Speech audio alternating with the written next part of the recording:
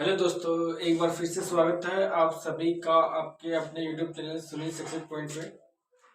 और जैसा कि हम संस्कृत व्याकरण को आगे बढ़ाते हुए हमने अभी इससे पहले ही जस्ट हमने यानी कि जो वर्णों की भेद पढ़े थे। अगर आपने नहीं देखे हैं तो आप प्ले लिस्ट में जाकर के रीट 2024 या फिर राजस्थान अध्यापक पात्रता परीक्षा, तो उसकी एक प्ले लिस्ट बनी हुई है, वहां से जाके आप देख सकते हैं।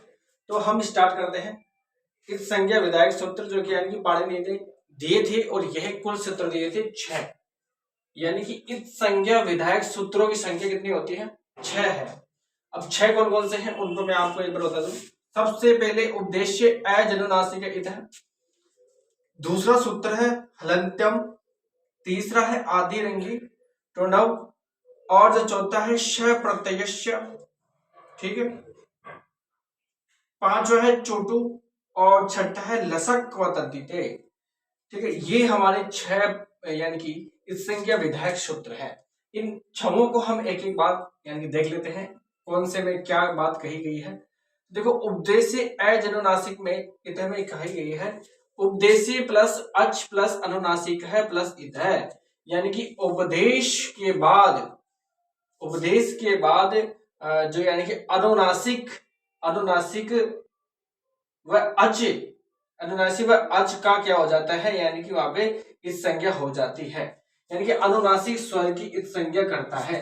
जो जहां पर अनुनासिक स्वर आ जाता है उपदेश के बाद तो वहां पे क्या है कि उसकी इस संज्ञा हो जाती है।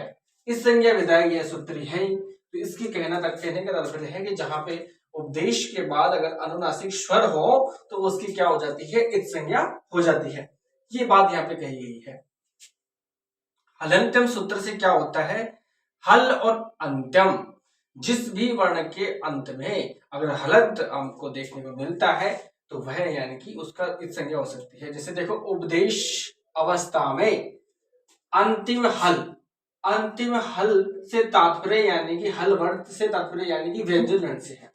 तो हल वर्ण यानी कि व्यंजन वर्ण की इस संज्ञा हो जाती है। कौन से सूत्र से होती है? तो वह होती है हलंत्यम सूत्र से। ठीक है, आदि रिंग डोडव इस सूत्र से क्या होता है कि ये भी और तुंदी और डोकृत ये क्या है कि धातुएं हैं, और इन धातुओं से क्रमशः ये भी से तो क्या होता है कि ये की इस संज्ञा होती है, और तुनदी जो धातु है उससे टू की संज्ञा होती है, डोकृत जो धातु है उससे डू की संज्ञा होती है। इस प्रकार से ये तीनों वर्णों की यानी कि संज्ञा कब होगी, कौन से सूत्र से होती है? तो वो होती है आदि रिंग्यू टुडव सूत्र से इसकी संज्ञा होती है।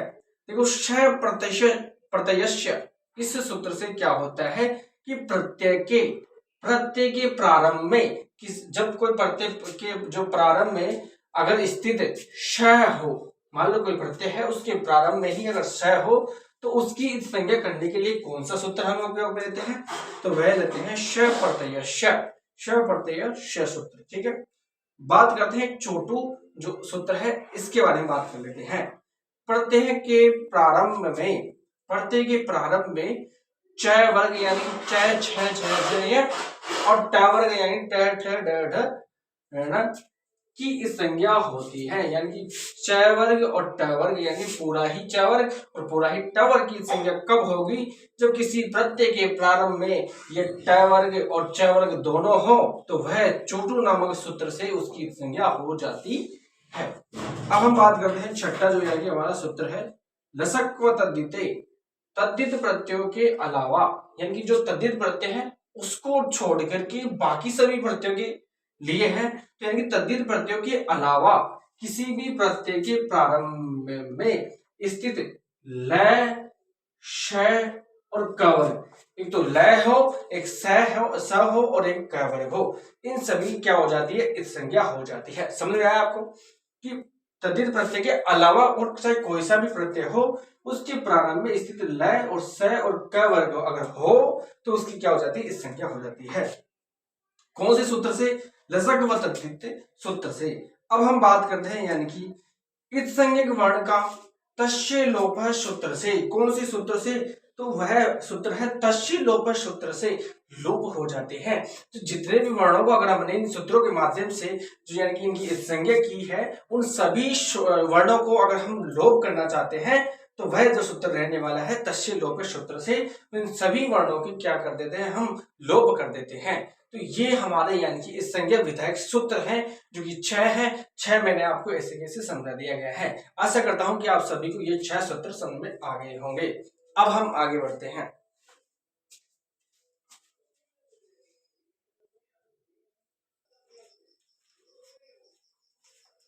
देखो अब हम बात करते हैं अन्य जो सूत्र रहे हैं हमारे पास।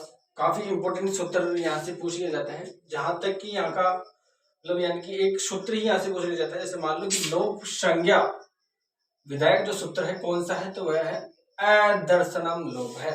अदर्शनम लोप है, यानी कि यह भी वो तस्य लोप है की तरह ही, यानी कि जो इस संज्ञा वर्ण है उनका लोप करता है और वर्णों का लोप करता है। तो इसमें ज्यादा बताने की जरूरत नहीं है, ठीक है। संहिता संज्ञा, संहिता संज्ञा याद रखो, संहिता अलग है और संहिता अलग है, दोनों की संज्ञा अलग अलग है। आगे मैं आपको बता दूंगा। संहिता संज्ञा परः सन्निकृष संहिता, परः सन्निकृष संहिता यानी कि पाषाणा वर्णों की अत्यधिक सन्निधि को संहिता कहते हैं। सन्निधि का तात्पर्य है कि पास आना सन्निधि कहलाता है। इसे संधि भी कहते हैं। संधि में भी हमने देखा था ना कि दो या दो से अधिक वर्ण जब आपस में मिलते हैं, ठीक है, यानी कि जब उनका सहयोग संधि होती है तो संधि कहलाती है। तो ये कहां कहां हो सकती है, जैसे मान लो एक पद में हो सकती है, धातु उपसर्ग में हो सकती है और समास में हो सकती है और संधि में, ठीक है।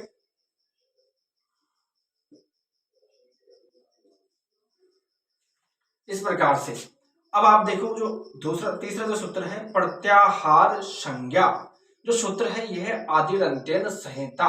आदिरंत्यन संहिता यानी कि यह सूत्र है और यहाँ पे है परसन्निकृष संहिता, यहाँ पे संहिता, ठीक है।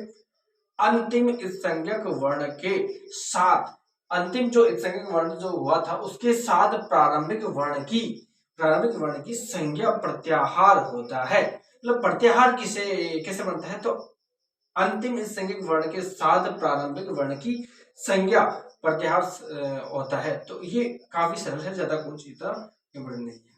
संयोग संज्ञा के बारे में बात करते हैं तो हलो अनंतरः संयोग है। हलो अनंतरः संयोग है। दो या दो से अधिक व्यंजन वर्णों के बीच, दो या दो से अधिक व्यंजन वर्णों के बीच किसी भी स्वर का व्यवधान नहीं हो तो वह संयोग संज्ञा होती है।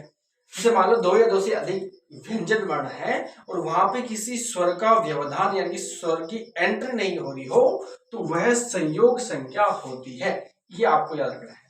पद संज्ञा क्या होती है, देखो कि सुप्तिंग पदम, सुप्तिंग अंत पदम, ठीक है, सुबंत और तिंगंत की पद संज्ञा होती है। सुप प्रत्यय ये 21 होते हैं और तिंग प्रत्यय ये 18 होते हैं। ये आपको पूछ लिया जाता है कि सुप प्रत्ययों की संख्या कितनी होती है, तो वह होती है 21 और तिंग प्रत्यय की संख्या होती है 18। तो ये हमारे यानी कि जो अन्य जो यानी कि महत्वपूर्ण जो सूत्र थे वह थे। अब हम थोड़ी सी कुछ और सूत्र बचे हैं उनको और हम देख लेते हैं।